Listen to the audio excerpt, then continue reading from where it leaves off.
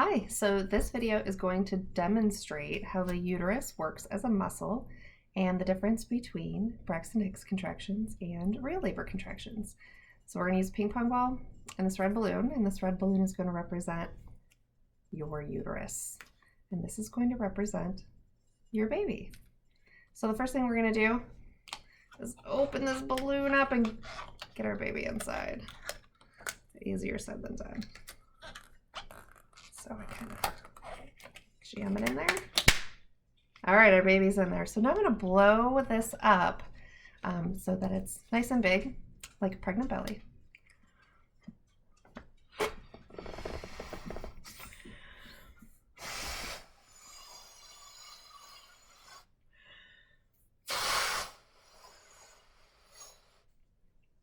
Maybe a little bit bigger. All right, and so the bottom part of our balloon here, this is going to act as our cervix, and what we're going to do is let see the ping pong ball settling in there. I'm going to let it hold the air for us. Perfect. All right, and so one thing to remember about your uterus is that your uterus really is just a muscle, and so the contractions really are contractions just like any other muscle that we have, and so it's a tightening of that muscle.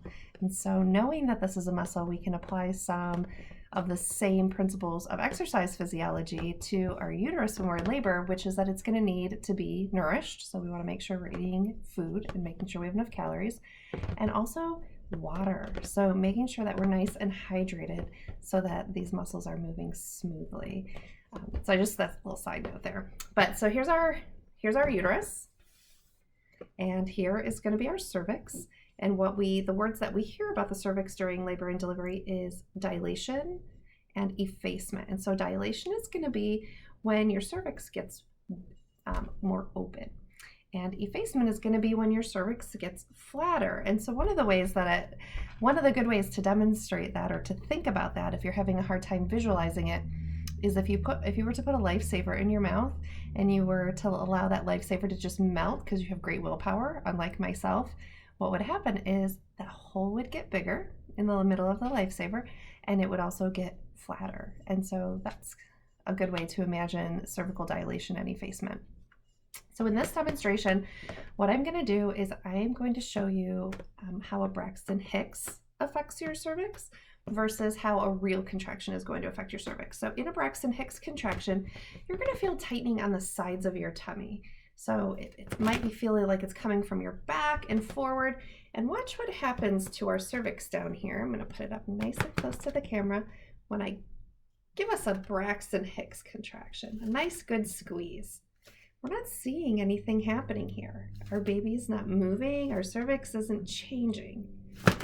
But when we have real contractions, they actually don't come from the sides necessarily, but most of the power is going to come from the top, or the fundus. So like when you go to your appointments and your midwife or your doctor measures your tummy, they start at the top. That's your fundus. So that's the top of your uterus up here. And when we have contractions that are coming from this very, very powerful part of our uterus, that's where the change and the dilation and the effacement happens. So let me show you.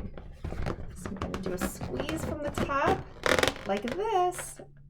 So just so you can see the motion that I'm doing, but then I'm going to show you the bottom because you can see. So as I squeeze from the fundus, see how that moves? And see how our cervix is getting shorter, effacing, and we continue to have contractions, and it effaces more. And then we start to dilate. So I'm not going to keep doing this because either the balloon may pop or this thing's going to come shooting out and I'm going to lose an eye, but you get the idea. So when the contractions are coming from the top, they're making changes. And when the contractions are coming from the side, like Braxton Hicks, we're not making changes. And that's how we demonstrate the difference in our cervical change and in our uterus between a Braxton Hicks and a real labor contraction.